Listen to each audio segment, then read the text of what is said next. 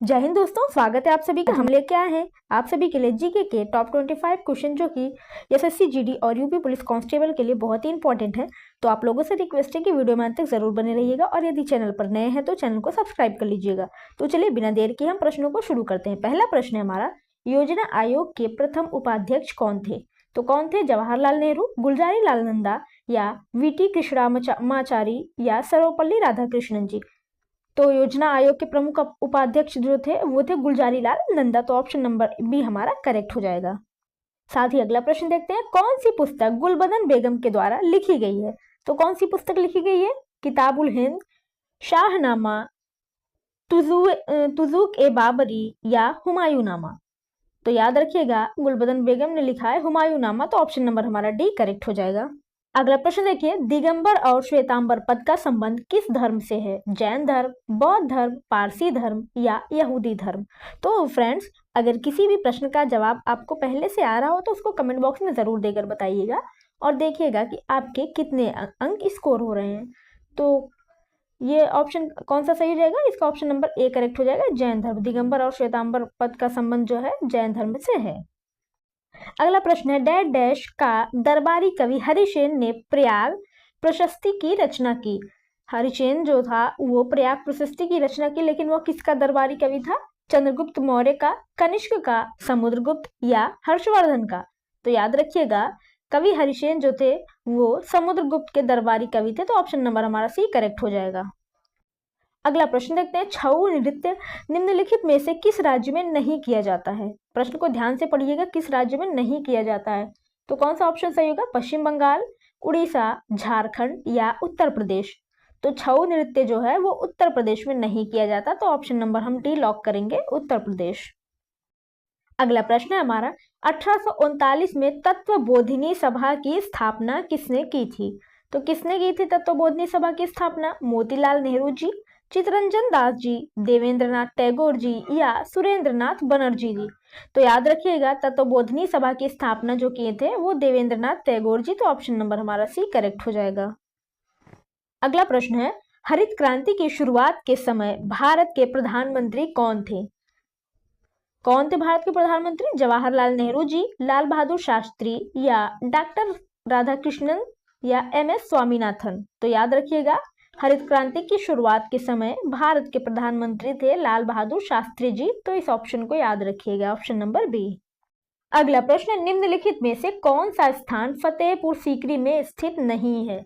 तो कौन सा स्थान नहीं है? इबादत खाना या बुलंद दरवाजा, शेख सलीम चिश्ती का मकबरा या ख्वाजा मोइनुद्दीन चिश्ती का मकबरा। तो याद रखिएगा इबादत खाना, बुलंद दरवाजा और शेख सलीम चिश्ती का मकबरा ये तीनों जो है फतेहपुर सीकरी में, लेकिन ख्वाजा मोइनुद्दीन चिश्ती का मकबरा जो है वो अजमेर शरीफ में स्थित है। तो ऑप्शन नंबर हमारा डी करेक्ट हो जाएगा। अगला प्रश्न देखते हैं, घूम मठ डैश डैश डैश में स्थित है। तो घूम मठ कहाँ स्थित है? सिक्किम में, पुरी में, लद्दाख में या दार्जिलिंग में। तो याद रखिएगा घूम मठ स्थित है दार्जिलिंग में। तो ऑप्शन नंबर हमारा डी करेक्ट हो जाएगा। अगला प्रश्न है, भारतीय संविधान की 10वीं अनुसूची का संबंध किससे है? तो 10वीं अनुसूची का संबंध किससे है? आपातकालीन व्यवस्था या संविधान संशोधन की प्रक्रिया, दल बदल कानून या संघ, राज्य और समवर्ती क्षेत्र। तो याद रखिएगा 10वीं अनुसूची का संबंध दल बदल कानून से है। तो ऑप्शन नंबर हमारा सी करेक्ट हो जाएगा। अगला प्रश्न, निम्नलिखित में से कौन सा एक गुजरात का पारंपरिक लोक नृत्य का प्रकार नहीं है?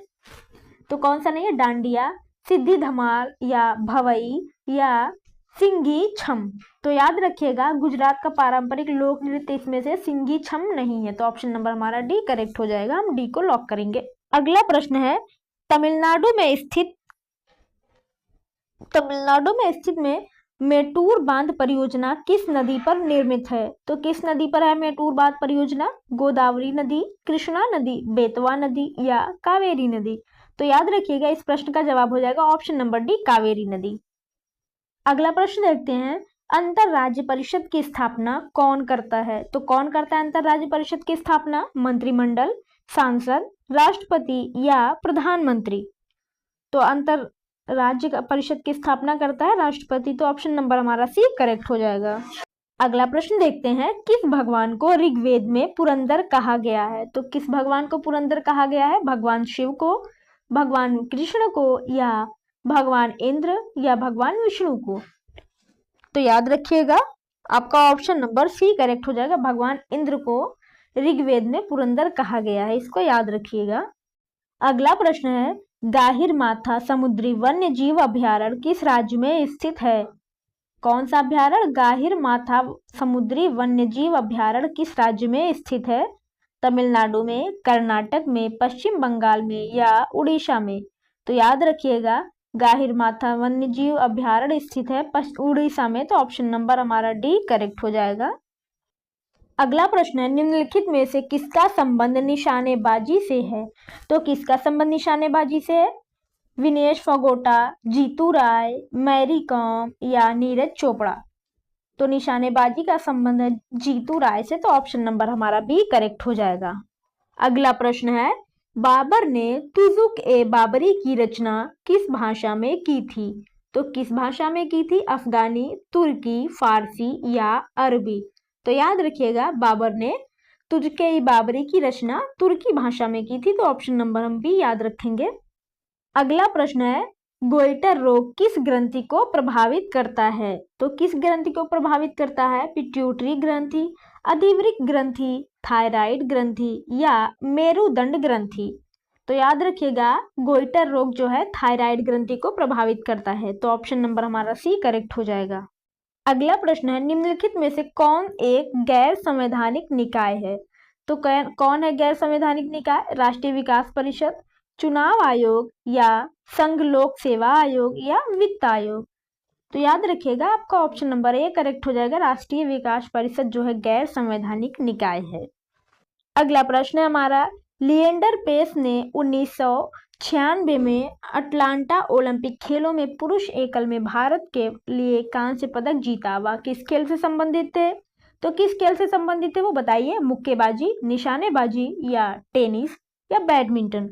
तो याद रखिएगा वो संबंधित है टेनिस से, तो ऑप्शन नंबर हमारा सी करेक्ट हो जाएगा। तो आज के सेशन में बस इतना ही, मिलते हैं नेक्स्ट वीडियो में, तब तक के लिए जय हिंद, जय भारत। और हाँ, आशा करते हैं वीडियो जरूर पसंद आई होगी। वीडियो अगर पसंद आई तो वीडियो को लाइक करें, शेयर करें, और चैनल पर नए हैं तो फटाफट चैनल को सब्सक्राइब कर लें, ताकि इस तरह की नॉलेज व टॉपिक पे वीडियो आपको मिलती रहे।